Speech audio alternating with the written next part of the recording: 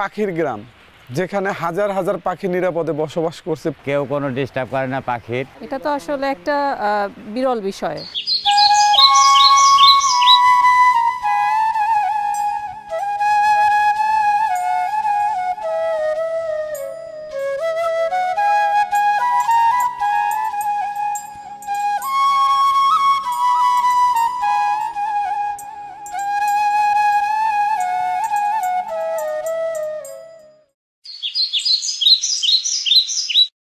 শীতের আভা ভেদ করে পূব আকাশে সূর্য উঁকি দিচ্ছে।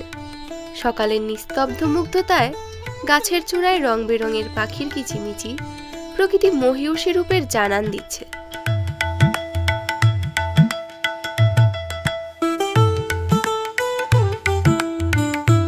জীবন, প্রাণী, পরিবেশ ও প্রকৃতির নিবিড় মেলবন্ধন দেখে মনে হতে পারে হয়তো উত্তর গোলার্ধের দেশের বনাঞ্চলের দৃশ্য এটি, যেখানে আপন নীড়ে নিরাপদে এসব পাখি আহ্লাদে মেতেছে।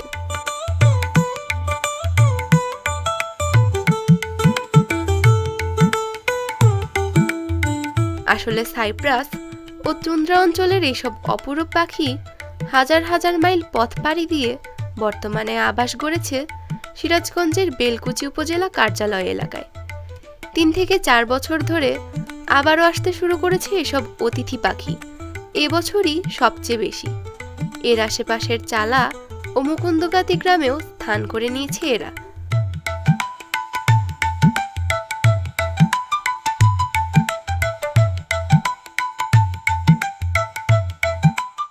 এছাড়াও চলনবিল অধ্যুষিত তারাস উপজেলার কয়েকটি গ্রামেও অসংখ্য অতিথি পাখি আবাস করেছে। পাখির চোখে এসব এলাকার প্রকৃতি ও পরিবেশ ধারণ করেছে অন্য রূপে।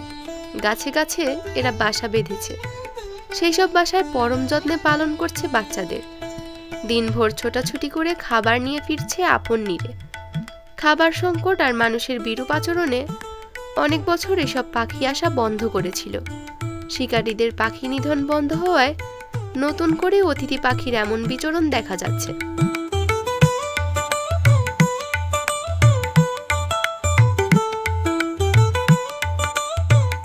পাখির গ্রামে পরিণত হওয়া এসব অঞ্চলে প্রজননের মাধ্যমে বাড়ছে সংখ্যা।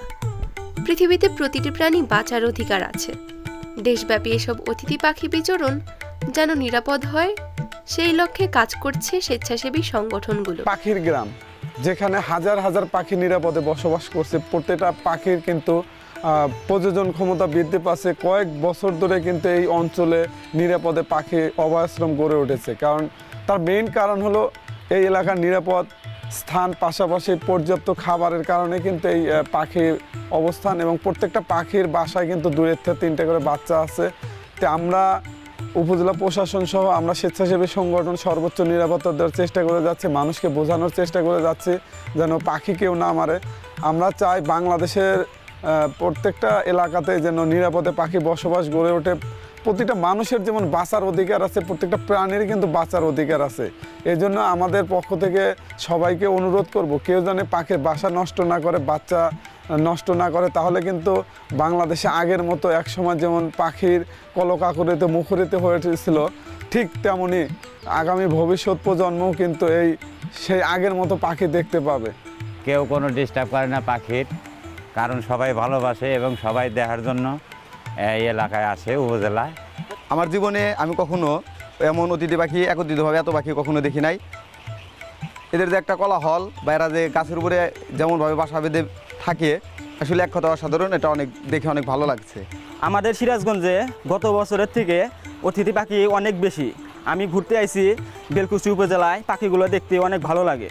এটা তো আসলে একটা বিরল বিষয়।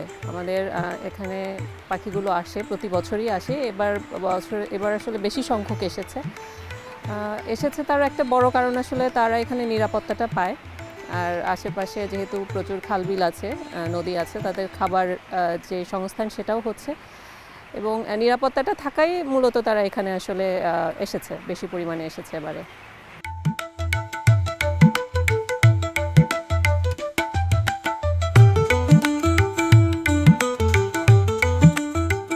মানুষের মধ্যে সচেতনতা বৃদ্ধি ও পাশাপাশি প্রশাসনের পক্ষ থেকে কার্যকরী পদক্ষেপ গ্রহণ করা হলে সারা দেশেই অতিথি পাখির আগমন ঘটবে বলে মনে করছেন সংশ্লিষ্টরা।